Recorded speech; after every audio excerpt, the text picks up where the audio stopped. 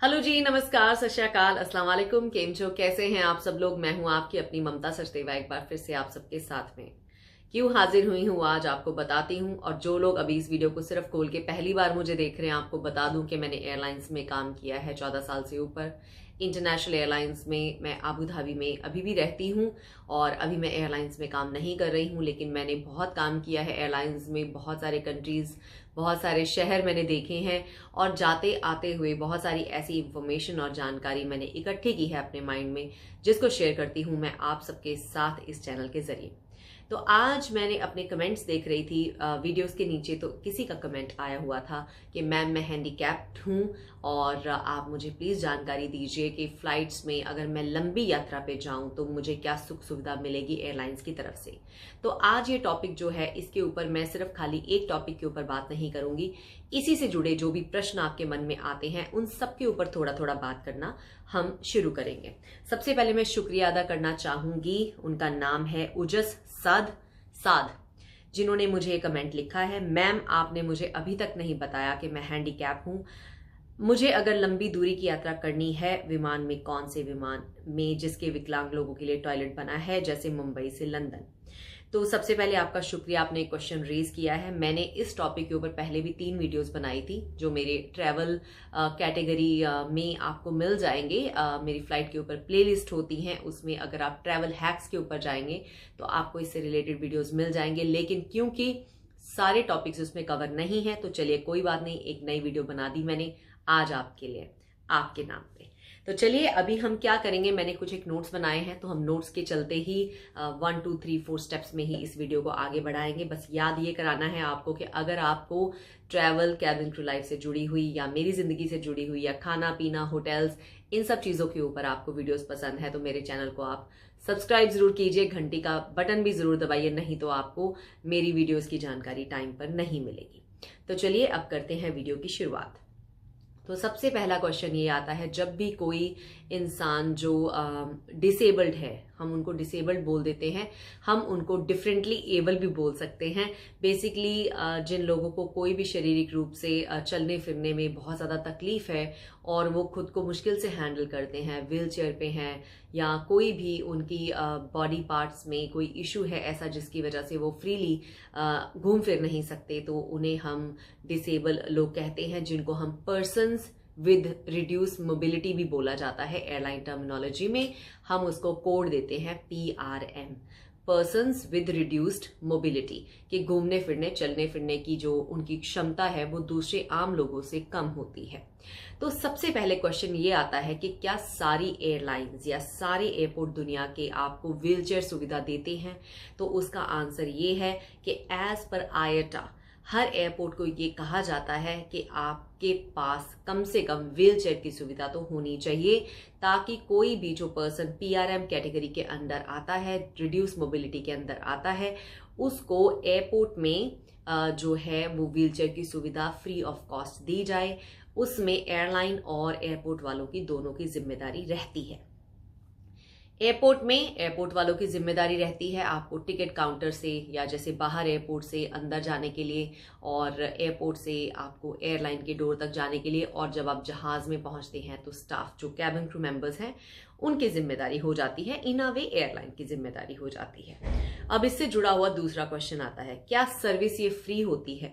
Mostly जितना मैंने research किया है ये सर्विस फ्री ऑफ कॉस्ट होती है। लेकिन अगर आपको लगे कि आपको इसके बारे में कोई भी क्वेश्चन करना है, जब आप टिकट बुक करते हैं तो आप अपना जिस एजेंट से टिकट बुक करा रहे हैं या ऑनलाइन टिकट बुक करा रहे हैं, तो आप वो इन्फॉर्मेशन अगर ऑनलाइन टिकट बुक कर रहे हैं तो उनकी वेबसाइट पे पढ़ सकते हैं। एयरलाइन की वेबसाइट के ऊपर सब चीज़ें मेंशन्ड होती हैं। नहीं तो अगर एजेंट से करा रहे हैं तो आप एजेंट से क्वेश्चन पूछ सकते हैं, तो वो आपको एक प्रिंट आउट भी दे सकते हैं जिसके ऊपर ये सारी इंफॉर्मेशन पब्लिश होगी। आप आराम से घर पे बैठ के पढ़ सकते हैं। और अगर आपको लगता है आपको फ़ोन करना है तो हर एयरलाइन के कस्टमर सर्विस रिप्रेजेंटेटिव्स होते हैं, उनको आप फ़ोन कर सकते हैं एयरलाइन के टोल फ्री नंबर पे, या कोई भी जो नंबर होता है तो आप सीधा उनसे जो भी आपके इस सर्विस से जुड़े हुए क्वेश्चंस हैं आप पूछ सकते हैं। उसमें क्वेश्चंस ये पूछना मत भूलिए, क्या ये सर्विस फ्री है, किस तरह से वो आपको मदद करेंगे, या अगर आपको कोई ऐसी बीमारी है जो आपकी हेल्थ भी काफ़ी ज़्यादा ख़राब है, आपको मूव अराउंड होने में भी दिक्कत है, तो वो भी मेंशन करना ना भूलिएगा। क्योंकि व्हील चेयर भी खाली एक तरह की नहीं होती है, व्हील चेयर असिस्टेंस भी कई तरह की होती है।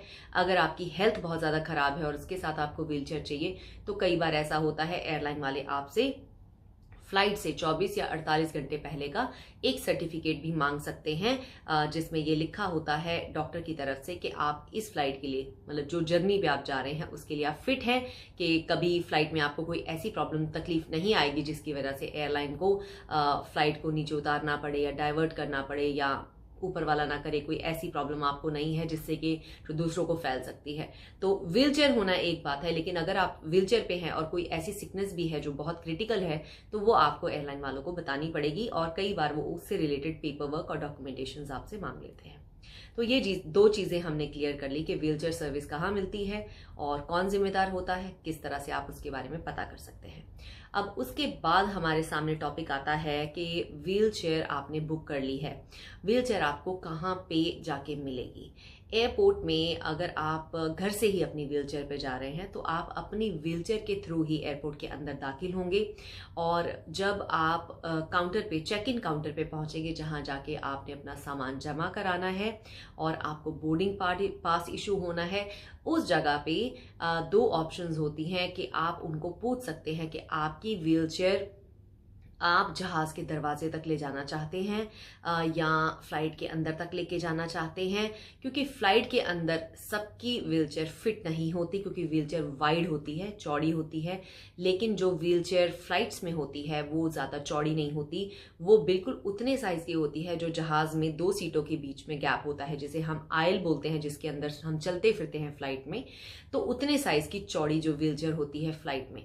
इसलिए जो भी पर्सनल व्हीलचेयर आप लेके जाते हैं वो चेक इन काउंटर पे आप चेक कर सकते हैं कि उसका साइज जितना है उसको देख के वो बता देंगे कि वो जहाज के अंदर तो मोस्ट प्रॉब्ली नहीं ले जाना अलाउड होता। तो उस केस में क्या होता है, अगर आपके पास अपनी व्हीलचेयर है तो आप चेक इन करने के बाद अपनी व्हीलचेयर को ही यूज करके आप जहाज के दरवाजे तक पहुंच सकते हैं और जहाज के दरवाजे पे जो एयरलाइन स्टाफ होता है बेसिकली वो आपको आपकी व्हीलचेयर से अपनी जहाज की व्हीलचेयर पे शिफ्ट कर देते हैं। तो ये तो हुआ जिन लोगों के पास, जो लोग व्हीलचेयर पे ही हैं, व्हीलचेयर पे ही एयरपोर्ट जाते हैं अपनी पर्सनल व्हीलचेयर। अब आप कहेंगे कि मेरी पर्सनल व्हीलचेयर का क्या होगा दरवाजे पे, जब मैं व्हीलचेयर में, एयरलाइन की व्हीलचेयर में बैठूंगा या बैठूंगी, मुझे सीट पे बिठा दिया जाएगा, तो मेरी अपनी व्हीलचेयर का क्या होगा। आपकी व्हीलचेयर को चेक इन काउंटर पे ही पहले वो टैग लगा देते हैं, जिससे कि जमा होने की एक प्रूफ, एक टिकट आपको मिल जाती है, एक छोटा सा पीस आपको दे दिया जाता है जिसपे कुछ कोड्स लिखे होते हैं। तो उसका मतलब ये होता है कि जहाज के दरवाजे से वो व्हीलचेयर आपसे लेकर उसी जहाज के नीचे कार्गो में रख दी जाती है, जहां आपका जमा किया हुआ सामान रखा जाता है। तो जब आप जहां पे भी आप जा रहे हैं वहां उतरने के बाद आपको जहां आपका जमा किया हुआ सामान मिलेगा वहीं पे आपकी व्हीलचेयर भी आपको बेल्ट के ऊपर मिल जाएगी। अगर बेल्ट के ऊपर नहीं तो आप चेक इन स्टाफ को ये बोल सकते हैं कि मेरी ये व्हीलचेयर जब जमा होगी तो मुझे जिस डेस्टिनेशन पे मैं जा रही हूँ या जा रहा हूँ, मुझे एयरलाइन की तरफ से दरवाजे पे ही वहां पहुंचकर मेरी व्हीलचेयर मुझे वापस चाहिए। तो उस केस में क्या होगा, इसको मैं थोड़ा सिंप्लीफाई कर देती हूँ। आप अपनी व्हीलचेयर पे चेक इन काउंटर पे गए, आपने उनको बोलना है कि यस आई नो ये व्हीलचेयर मेरी आप मुझे जहाज के अंदर नहीं रखने दोगे, स्पेस नहीं होती है, हेड ट्रैक्स उतने बड़े नहीं होते हैं, बहुत सारे रीजंस होते हैं। तो वो उसको टैग कर देंगे, आपको उसका आधा टैग दे देंगे, लेकिन आप उसी व्हीलचेयर पे ही बैठ के अपने जहाज तक जाएंगे।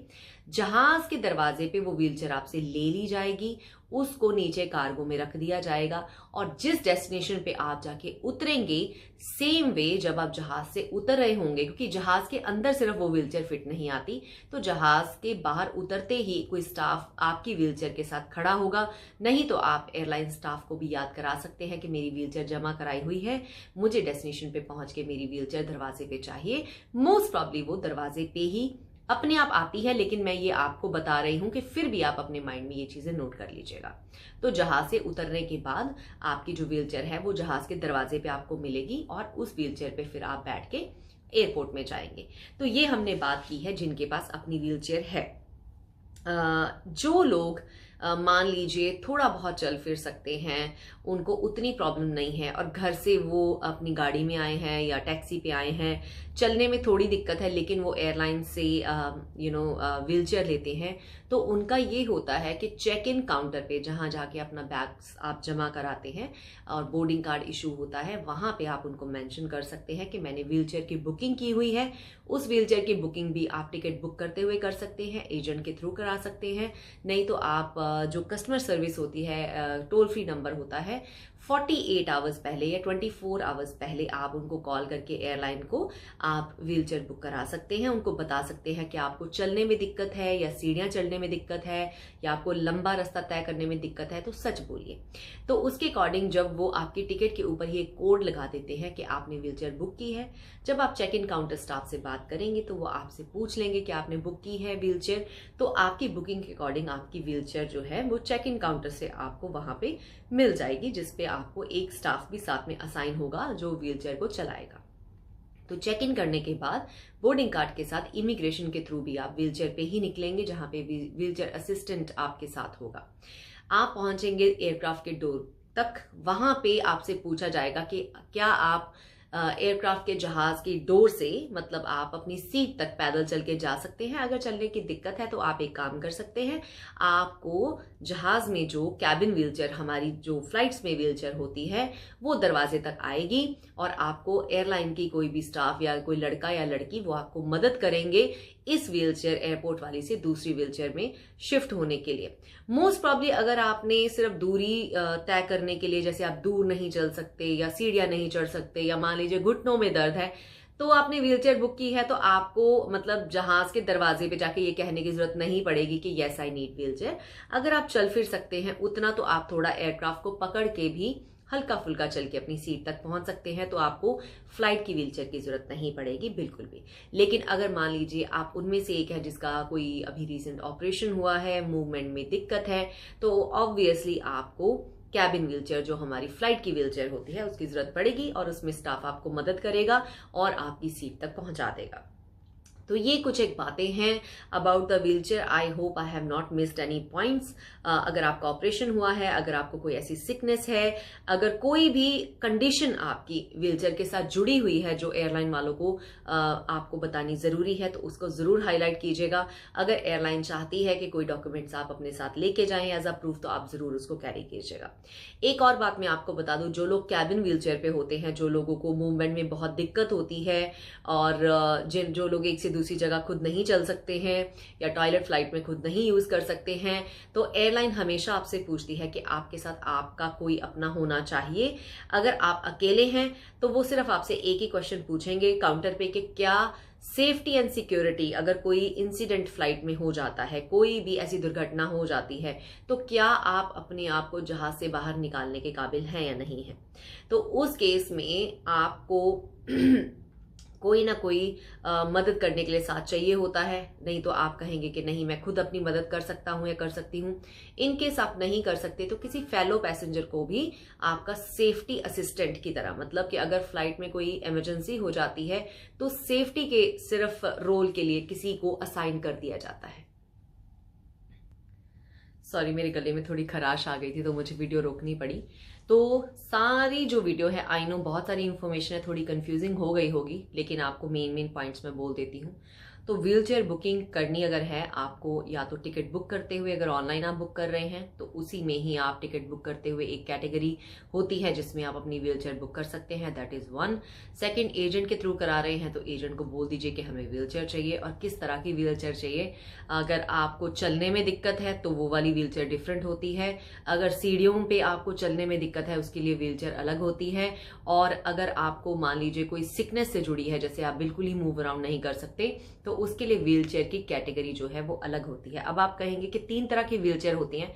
व्हीलचेयर दिखने में सेम होती हैं लेकिन उनके पीछे के कारण अलग अलग होते हैं। मैं आपको एक एग्जांपल देती हूँ। मान लीजिए आप जहाज पे जा रहे हैं कहीं पे और वहां पे आपको पता होगा कि कभी कभी जो जहाज का दरवाजा है वो सीढ़ियों से अटैच होता है, तो जिसमें पैसेंजर्स को सीढ़ियां चढ़नी पड़ती हैं एयरपोर्ट से जहाज के ऊपर चढ़ने के लिए। आपने कई बार फिल्मों में भी देखा होगा। और कई बार जो जहाज हैं वो रैंप से जुड़े होते हैं। रैंप होता है बिल्कुल स्मूथ सरफेस होता है जिसपे कि व्हीलचेयर आराम से दौड़ सकती है, चल सकती है, मतलब कोई आपको मदद करे तो वो टायर उस पर चल सकते हैं, लेकिन सीढ़ियों पे व्हीलचेयर नहीं जा सकती।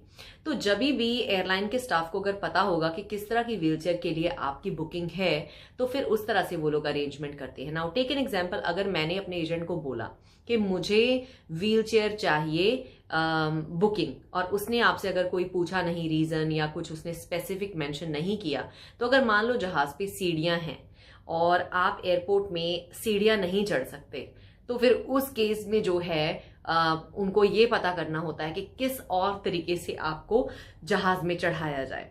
तो अगर तो आप कहेंगे कि सिर्फ आपको चलने की दिक्कत है लेकिन आपको मतलब सीढ़ियां चढ़ने में कोई दिक्कत नहीं, आप पकड़ के थोड़ा सा सीढ़ियां चढ़ सकते हैं, तो उसमें लोग सीढ़ियां चढ़ के फ्लाइट में चले जाते हैं।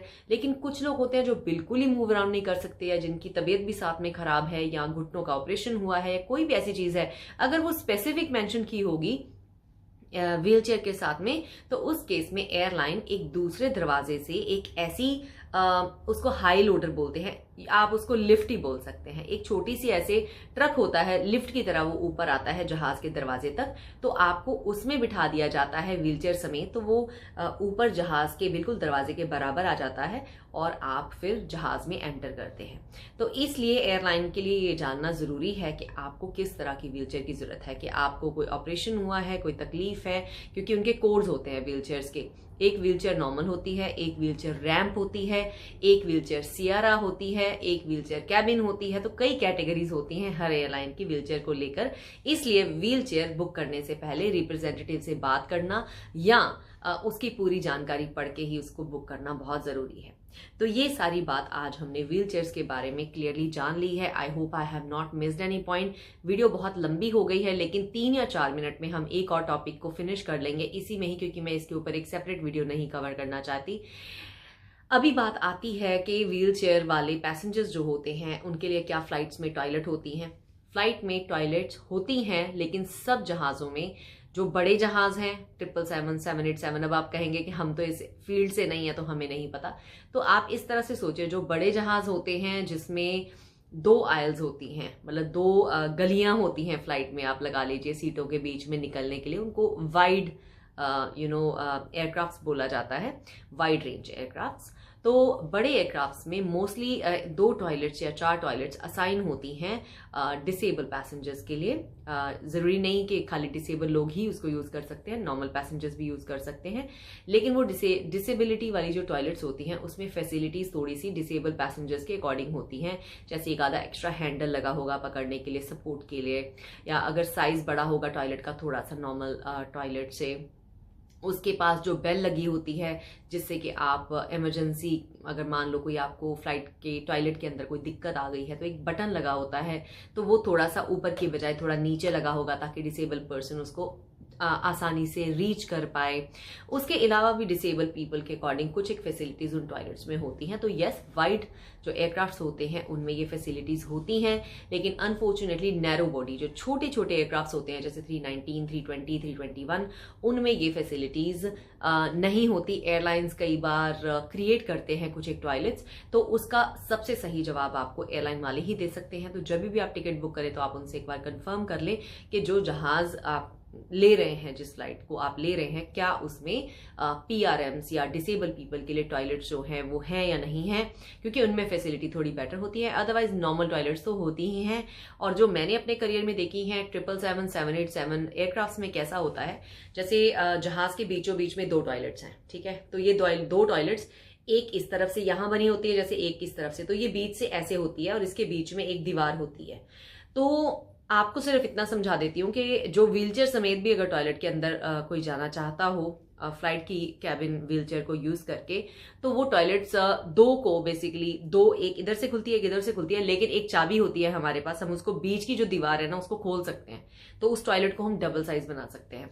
तो वो बेसिकली पहले मैंने 777 और 787 एयरक्राफ्ट बोइंग में देखी हुई है।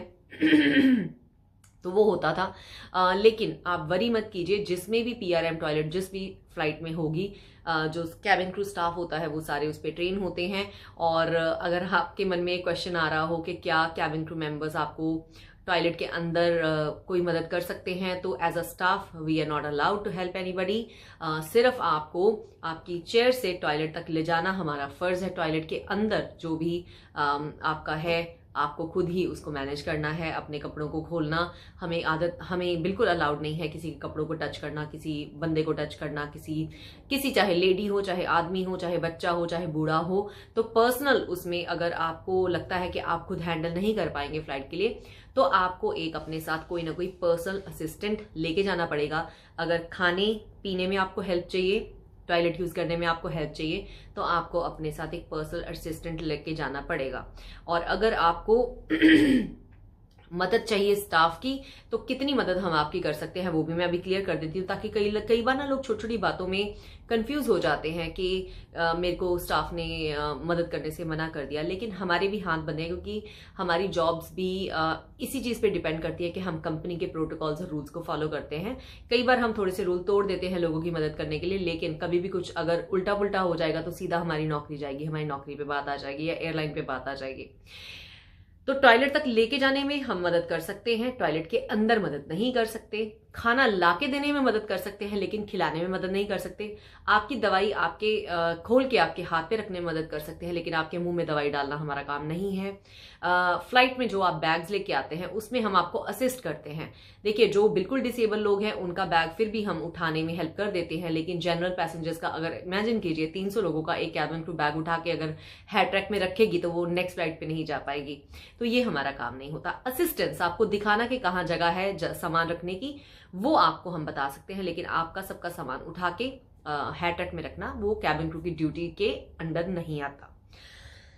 एक्सक्यूज मी, मेरा आज गला थोड़ा सा ड्राई हो रहा है। उसके अलावा अगर मैं आपको बोलूं एज अ PRM, अपनी दवाई साथ में लेके चलें, अपने कंफर्ट का सामान साथ में लेके चलें, और जो भी क्वेश्चंस हों आपको सीटिंग के मामले में, कहाँ बैठने का आपका मन है, जो भी चीजें हैं वो एयरलाइन से पहले क्लियर कर लें।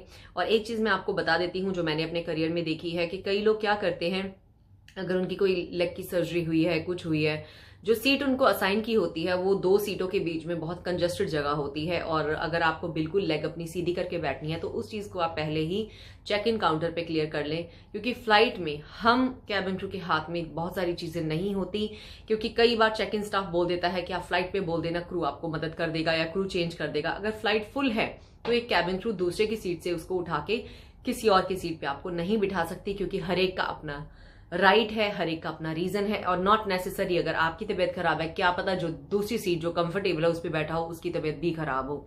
तो जो एयरलाइन का फ्लाइट के अंदर का स्टाफ होता है उनके पास कुछ ड्यूटीज, कुछ मतलब हमारे पास हक होते हैं, कुछ चीजें हमारे हाथ में होती हैं, कुछ चीजें हमारे हाथ में नहीं होती हैं।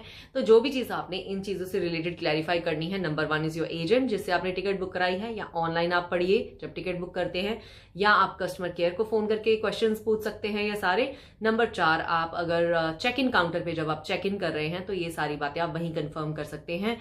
क्योंकि आपको बताऊं, फ्लाइट में जो इकोनॉमी क्लास में फर्स्ट रो होती है उसके आगे लेग स्पेस ज्यादा होता है, जहां पे हम बेबी बेसिनेट्स मतलब बच्चों वाली फैमिलीज को प्रेफरेंस मिलती है, क्योंकि वो उस पे बेसिनेट्स लग जाती है जिसमें बच्चे, एक छोटी सी बेसिनेट होती है जिसमें बच्चों को लिटाया जा सकता है। It's like a baby bed. तो वो प्रेफरेंस फैमिलीज को या मदर्स को विद चिल्ड्रन या मदर्स विद इन्फेंट्स को दी जाती है, या कई एयरलाइंस उनको बेचते भी हैं एक्स्ट्रा पैसे के साथ। अगर $400 की पीछे वाली सीट है तो शायद वो आगे वाली सीट $500 की हो। तो ये सारी चीजों को मद्देनजर रखते हुए, अगर आपके पैर में हाथ में कोई दिक्कत है, आप कंफर्टेबली फ्लाइट में नहीं बैठ सकते, 2 सीटों के बीच में बैठना बड़ा दिक्कत वाली बात है, तो आप प्लीज ये सारी बातें ना अपनी अंदर जाने से पहले ही कंफर्म कर लें स्टाफ के साथ, तो वो आपको गाइड कर सकते हैं। तो आई थिंक वीडियो हो गई है बहुत लंबी, लेकिन मेरा मन था कि इसके ऊपर पूरी अच्छे से जानकारी आप सबके साथ शेयर करूं। I hope this video is going to help you. I hope I have not missed any point. Let me just cross check quickly. Okay. All airline laboratories wheelchair accessible, ये मैंने जवाब दे दिया है। कितनी बड़ी होती हैं व्हील चेयर एक्सेसिबल लेबोरेटरीज? बहुत ज्यादा बड़ी नहीं होती, नॉर्मल साइज की होती है, लेकिन जो नॉर्मल एवरेज टॉयलेट्स होती हैं उससे हल्की सी बड़ी हो सकती हैं, लेकिन हर एयरलाइन की टॉयलेट्स जो हैं वो डिफरेंट होती हैं, डिफरेंट डिजाइनिंग होती है हर एयरलाइन के टॉयलेट की। और बाकी मैं आपको बता देती हूँ, उसमें एक बटन होता है जो आप प्रेस करके अटेंशन गेन कर सकते हैं स्टाफ की।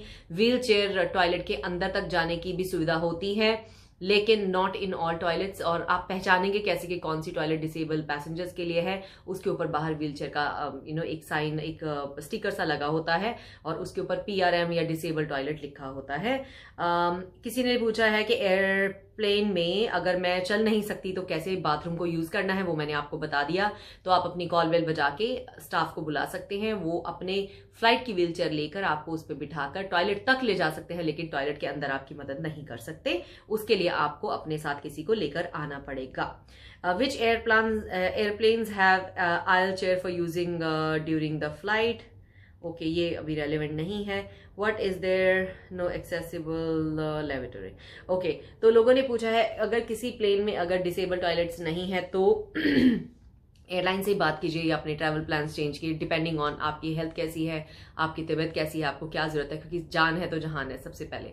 और last question and promise you, इसके बाद वीडियो बंद करूंगी, कि कितनी उम्र, बहुत सारे लोगों ने मुझे पूछा कि कितनी उम्र होती है फ्लाइट्स फ्लाई करने की, क्या कोई मैक्सिमम उम्र होती है कि जिसके बाद आपको फ्लाई नहीं करने दिया जाता? ऐसा कुछ भी नहीं है, आयटा की तरफ से ऐसा कुछ भी नहीं है। आपकी कोई भी एज हो, 100 है, 120 है, 130 है, वटएवर, आप फ्लाइट में एक नॉर्मल पैसेंजर की तरह ही जा सकते हो, एक्सेप्ट कि अगर आपकी हेल्थ बहुत खराब है, कुछ ऐसे इश्यूज हैं, तो शायद आपको एयरलाइन बोलेगी कि एक ऐसा सर्टिफिकेट बनवा के लाने के लिए डॉक्टर से जहां पे आपकी हेल्थ कंडीशन के बारे में लिखा हो, और वो श्योरिटी चाहते हैं कि फ्लाइट के दौरान आपको ऐसी कोई प्रॉब्लम नहीं होगी जिसकी वजह से एयरलाइन को एयरक्राफ्ट डाइवर्ट करना पड़े, एक्सेट्रा। तो चलिए दोस्तों, आज के लिए इतना ही। मैं ममता सचदेवा ले रही हूँ आपसे विदा। अगर आपको ऐसी वीडियोस पसंद है और आपके क्वेश्चंस हैं तो मुझे पूछना मत भूलिएगा। अपने दोस्तों मित्रों को सबको इस वीडियोस के बारे में बताइए और मेरे चैनल को सब्सक्राइब कीजिए। मेरा इंस्टाग्राम पेज भी है जिसके ऊपर मैं बहुत सारे अपडेट्स डालती हूँ, please do follow me there, travel with Mamta. और कैबिन क्रू से रिलेटेड मेरा एक और चैनल है, हेलो कैबिन क्रू, उसको भी फॉलो कर लीजिएगा। अभी के लिए इतना ही। मैं ममता सचदेवा ले रही हूँ आपसे विदा। मुलाकात होगी बहुत ही जल्द। चैनल के डिस्क्रिप्शन बॉक्स को चेक कर लीजिएगा, कुछ एक इन्फॉर्मेशन मैं वहां पे भी पोस्ट करूंगी जिसको आप रीड कर सकते हैं। Bye bye.